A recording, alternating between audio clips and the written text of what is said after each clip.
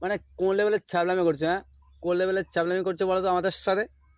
মানে দাদা কি বলবো, আজ থেকে প্রায় 10 থেকে 15 দিন হয়ে গেল, ঠিক আছে? মানে কোনো দেখা সাক্ষাৎই পাওয়া যায়নি। হ্যাঁ, কোনো দেখা সাক্ষাৎ, কোনো পাত্তাই নেই। ওই যে সূর্যের কথা বলছি। মানে কি লেভেলের আলসামি, আমি তো এখনো পর্যন্ত বুঝতে পারছি না। না, শীতকাল পড়েছে ঠিক কথা, মানুষ একটু আলসামি করবে, কাঁথার নিচে ঢুকে থাকবে, অনেক কিছু করবে, ঠিক কথা। কিন্তু তোমার তো কর্তব্য, তোমার তো ডাকার দায়িত্ব তোমার, আমাদেরকে একটু তুলে দেবে। কিন্তু তা না করে তুমিও, হ্যাঁ মানছি শীতকাল পড়েছে, তোমার একটু রেস্ট দরকার, একদিন দুদিন ঠিক আছে, তা বলে 10 থেকে 15 দিন ঘাপলা মেরে বসে থাকবে? এটা কি কোনো মানা যায়? হ্যাঁ, মানে কোনো একটা মানুষও এরকম করতে পারে না, বুঝতে পেরেছো তো? যে এরকম লেভেল তুমি শুরু করেছো, এটা কোন লেভেলের আলসা আমি বলো তো দেখি। মানা, এসব করলে তো মানা যায় না। মানে তোমার কারণে এই ঋতুটা না মান সম্মান যাই যাই করছে। মানুষ তো বুঝতেই পারছে না মানা, এটা কোন কাল, শীতকাল না বর্ষাকাল না হেমন্তকাল না শরৎকাল। মানে শুধু চারিদিকে শুধু অন্ধকার আর অন্ধকার। মানে জেগে আছি না ঘুমিয়ে আছে সেটাই তো বুঝতে পারছি না।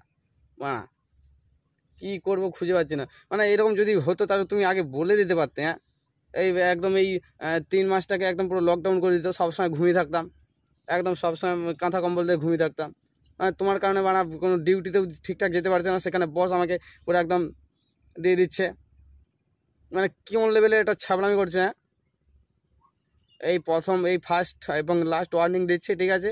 যদি ঠিকঠাকভাবে তুমি দিতে পারো তো দাও, নাহলে তুমি একদম সরকারের কাছে চিঠি পাঠাও যে আমি এই 3 মাস এখন রেস্টে থাকবো, আমাকে কোনো ডিস্টার্ব করা চলবে না, আমাকে কোনো ডাকা চলবে না। হ্যাঁ, তখন আমরাও একটা সিদ্ধান্ত নেব, ঠিক আছে? তারপর আবার মানে বর্ষারও কোনো খেদে কাজ নেই। বর্ষাকালে তো বর্ষা হবে না, মানে একদম টিপির টিপির করে বর্ষা হবে, তো সেটার কোনো খোঁজ পাওয়া যায় না। তার উপর আবার কোলাবোরেশন করছে, মানে শীতকালের সঙ্গে কোলাবোরেশন, বুঝতে পেরেছো তো?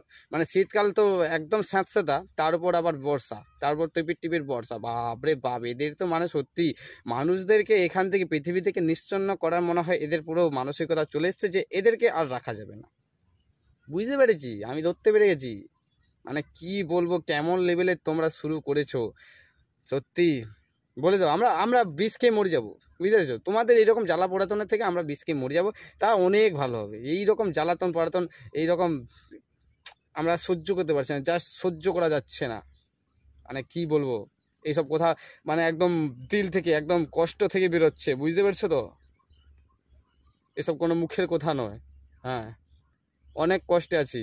দেখো ঠান্ডায় কাঁপতেছি, একদম ঠান্ডায় কাঁপতেছি। কোথা আমরা ভেবেছিলাম আমাদেরকে সূর্য আছে, আমাদের মাথার উপর সূর্য আছে, সূর্য আমাদেরকে সব কিছু একদম প্রোটেক্ট করবে, প্রোটেক্ট। তা আমাদেরকেই তাকে প্রোটেক্ট করতে হচ্ছে, আমাদেরকেই তাকে ডাকতে হচ্ছে। কোথায় তুমি? হ্যাঁ, কোথায়? কোথায় তুমি? আসো, একটু একটু আলো দাও প্রভু, একটু আলো দাও ভগবান।